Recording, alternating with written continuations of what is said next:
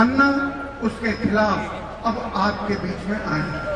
आपसे ये कहने के लिए आए हैं कि अगर अब आप नहीं उठे, अगर अब आप नहीं संभले, अगर आपने लड़ाई नहीं छेड़ी अपने हक के लिए, अपनी पेट के लिए, अपने बेटे के काम के लिए, अपनी बिटिया की शादी के लिए, अगर आपने अब लड़ाई नहीं छेड़ी तो फिर आने वाले वक्त में कोई संभावना, कोई आशा बचती नहीं। का साथ जनरल वीके सिंह साहब दे रहे हैं। जनरल वीके सिंह कौन है आप जानते हैं, लेकिन जिलानी साहब कौन है ये आप नहीं जानते। जिलानी साहब बड़े सूफी संत हैं, कर सकते थे, भगवान की, अल्लाह की इबादत कर सकते थे, लेकिन वो अपनी इच्छा बताना चाहते थे। अन्ना जी की इच्छा, मैं पत्रकार हूँ, यहाँ जितने पत्रकार हैं, परिवर्तन की बात को गांव-गांव, घर-घर पहुंचाने के लिए उन्हें कुछ लोगों की तलाश है। ऐसे बात को गांव-गांव, गली-गली, मोहल्ले-मोहल्ले पहुंचा सकें। क्या यहाँ पर ऐसे लोग हैं?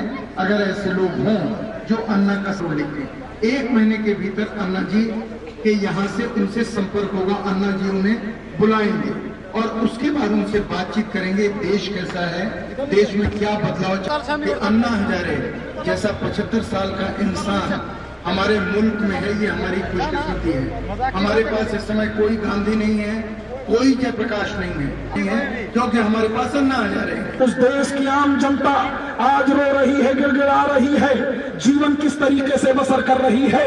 तमाम समस्याएं हैं, तमाम कष्ट हैं, तमाम दर्द हैं, और टकटकी मांग देख जो है मारकर हर तरफ को पूरब देख रहा है, पश्चिम देख रहा है, उत्तर देख रहा है, दक्षिण देख रहा है। चारों दिशाओं की तरफ देखने के बाद भी मायूसी ही मायूसी नजर आ रही है। हमारे साथ न्याय नहीं हो रहा है, हमें इंसाफ नहीं मिल रहा है, हमारे साथ हमारे समस्याओं की कोई लड़ाई लड़ने वाला नहीं है। जब हम लोग तंगोआजिज हो गए, जिसका नाम अन्ना हजारे है, तुम्हारी समस्याओं का समाधान वो निकालेगा। इसलिए कि तन से, लिबादे से, ड्रेस से संत नहीं है, मगर हृदय से संत है, दिल से कहना चाहूंगा यानी कि आपसे कि न हमने गांधी को देखा, न आपने गांधी को देखा, सिर्फ गांधी के विचार को सुने, किससे, अपने पूर्वजों से, अपने पुरखों, अपने बड़े बूढ़ों से। लेकिन हमने गांधी को न देखा था कि गांधी चलता कैसा, गांधी उठता कैसा, गांधी फिरता कैसा, गांधी का कार्य क्या था। लेकिन हिंदुस्तान के वासियों, हिंदुस्तान की कौम, बहादुर कौम, जो हमेशा हुए आने वाला समय जब दिल्ली की धरती चुनाई पुकारेगी, जब दिल्ली आदि की मुस्कुराहट देते हैं, तो इस नगर से सारे के सारे खड़े हो जाओ, खड़े हो।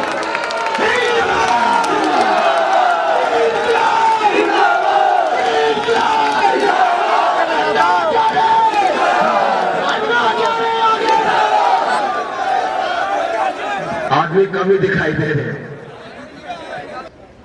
इसी तरीके से उनके अंदर एक ऐसी भावना होती है कि हमारा देश जो है और देश का हित जो है वो सबसे ऊपर है।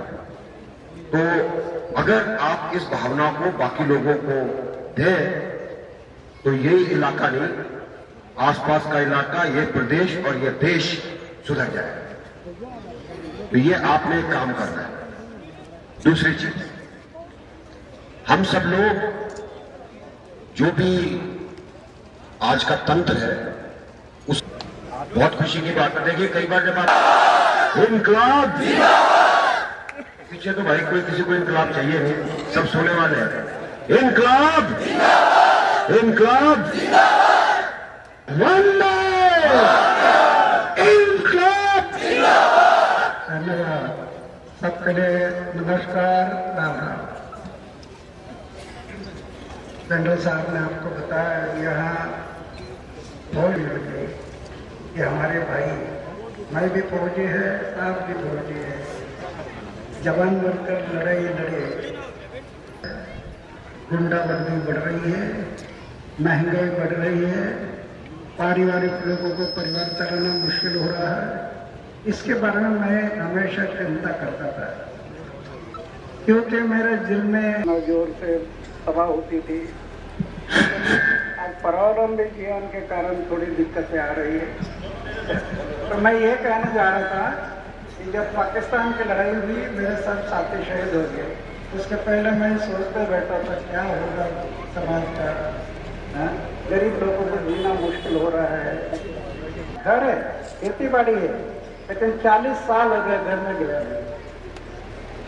मेरे 3 भाई है, वो भाई के बच्चों का नाम क्या है पता नहीं। मेरे कहने का मतलब है एक लड़ाई हम लोग लड़े, जनरल साहब हम लोग जब थे, आप लोग इधर है, जब फौज में थे तो एक लड़े हो। अभी वहां से आने के बाद हार में हमारे घर में छुपे हुए दुश्मन है, इस देश को कमजोर कर रहे हैं, इसके कारण ये जारी है लड़ाई, दूसरी लड़ाई। एक लड़ाई कल लड़े और ये दूसरी लड़ाई। फिर आने के बाद मेरे का अहसास क्या है, जब मैं तय किया कि मेरा जीवन समाज और देश के प्रति अर्पण करना, तो मैं 40 साल से घर में गया नहीं, मंदिर में रहता हूँ। सोना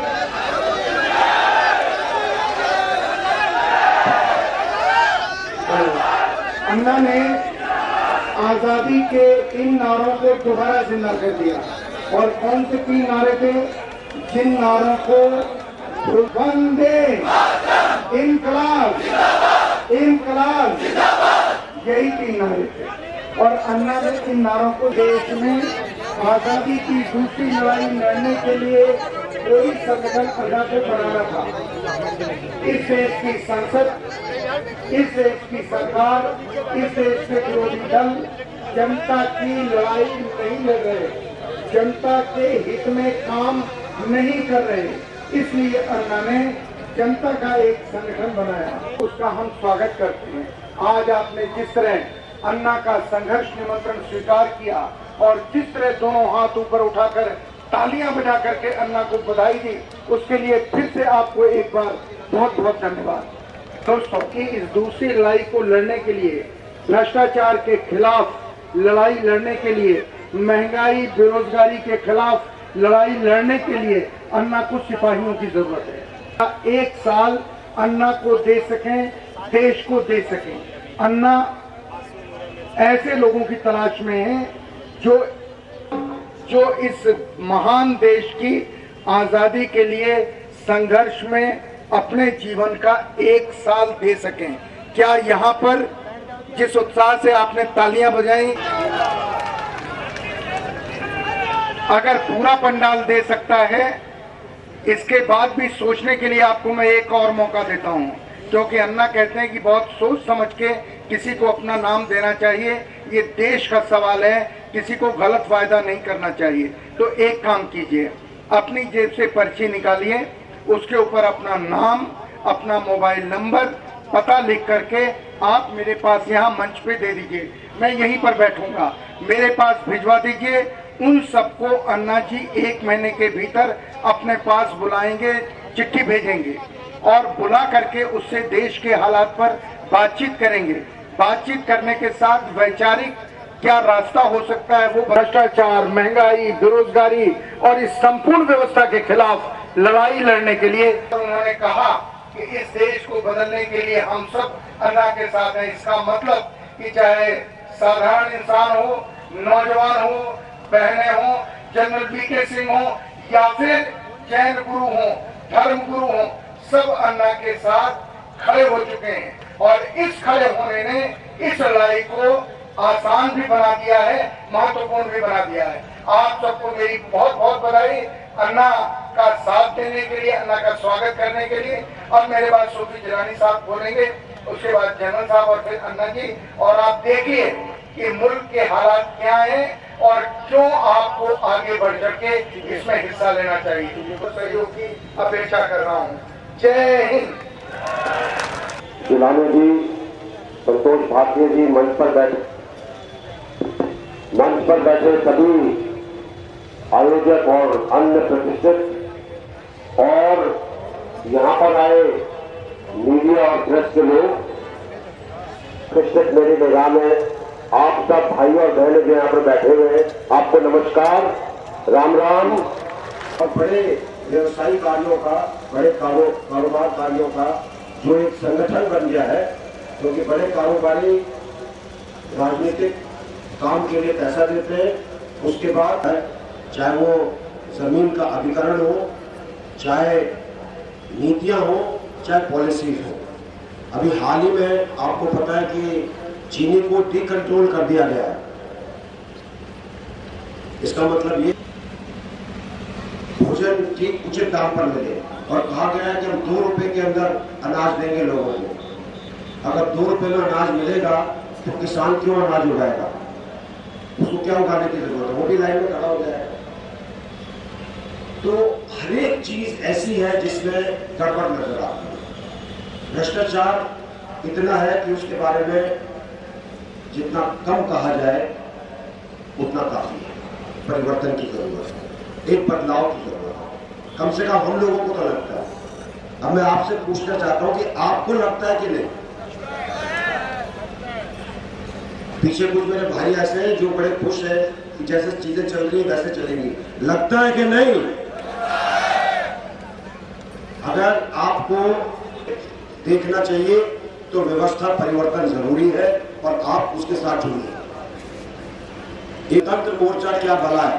कहां से आ गया जनतंत्र मोर्चा? क्या ये राजनीतिक पार्टी है? क्या ये लोगों को इलेक्शन लड़वाएगी? क्या ये हमको टिकट देगी? भाइयों और बहनों, ये राजनीति करने का जरिया नहीं है। जनतंत्र मोर्चा एक संघर्ष वाला संगठन है। जनतंत्र आज नेताओं का राज है, अधिकारियों का राज है। जो जनतंत्र में होना चाहिए वो उसकी यात्रा चलती है, या हमारे खुद के पैसे से चलती है, हमारी और अन्ना जी की पेंशन से चलती है, और कोई पैसा किसी व्यवसाय से नहीं लेते हैं। आगे लेकर चले ताकि इस यात्रा से हम देश को दोबारा उस मोड़ पर ले आए जहां पर उसको होना चाहिए था, ताकि सब लोग आपके साथ जुड़े रहे, सब लोगों को याद रहे। हर इतवार कुछ ना कुछ ऐसा निकालिए अपने शहर में और अपने क्षेत्र में, ताकि लोग याद करें कि हमको जुड़ना है, हमको अपना हक मांगना है और हमको इकट्ठा रहना है। कुछ कम थी आवाज। इनकलाब, धन्यवाद, जय हिंद। जो गाड़ियां आई हमारे साथ उनके चालान काट दिए।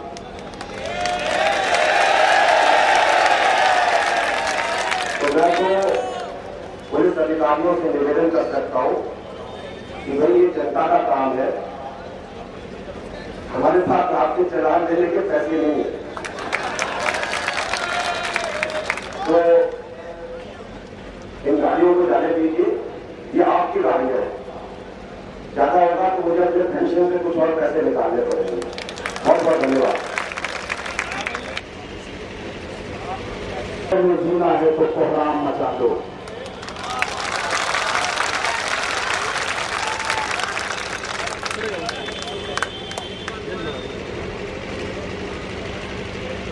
आज जनता के साथ साथ ये कंट्री, ये देश सही कष्ट, दर्द, दुख, इसके अलावा मुझे और कोई चीज नसीब नहीं हो रही है। हम और आम जनता जब ये सोचो फिक्र में था और जब निहाल हो गया, मजबूर हो गया, कमजोरों ने तो मुस्कुरा करके अपना जीवन बसरना शुरू कर दिया कि भारत की जनता बेवकूफ जनता है। जब चाहेंगे पार्लियामेंट के चुनाव में, विधानसभा के चुनाव में लॉबी पार कागज के चंद टुकड़ों को दिखाएंगे और फिर 5 साल का वादा करके हम अपना उल्लू सीधा करके और फिर इस जनता को उसी नर्क में धकेल देंगे। फिर ये जनता मायूसियों का इंतजार करने लगी, मायूस होकर के कि आखिर है कोई वो सूरज जो हमारी जिंदगी का नया उजाला लेकर के आए। जब हम लोग मायूस हो गए, मायूसी लगा करके गले बैठ गए, तो ऐसे में रालेगांव की धरती से धन्य हो उस माँ की कोख जिस कोख से शेरे पन्ना हमारे ने जन्म लिया। उस अन्ना हजारे ने आवाज दी कि अभी हिंदुस्तान में तुम्हारा एक सेवक भारत का भक्त अन्ना हजारे जिंदा है, जीवन समर्पित है देश के नाम। मायूस न हो, हमें आना है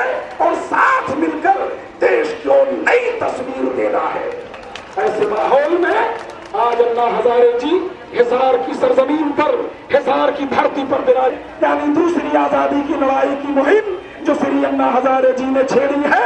इस लड़ाई में अन्ना हजारे जी के सिपाही नहीं बल्कि देश के सिपाही आगे बढ़ करके आपको योगदान ही नहीं बलिदान की नौबत आ जाए तो पीछे मुड़ करके न देखना, क्योंकि इस देश को नई आजादी दिलाने की जरूरत है। इसके अलावा मैं आपसे होश में आना चाहिए कि अभी तो हिसार की अंगड़ाई है, पूरे देश की अंगड़ाई जब होगी तो क्या हशर तुम्हारा होगा। इसलिए होश में आने की जरूरत है। चाहे हरियाणा की सरकार हो, चाहे पंजाब की सरकार हो, चाहे भारत सरकार हो, आज ये देश संकट में रहा है, प्रतिज्ञा कर रहा है। सिंह साहब, संतोष भारतीय और आपका सेवक सूफी जिलानी, इन चारों ने प्रतिज्ञा कर ली है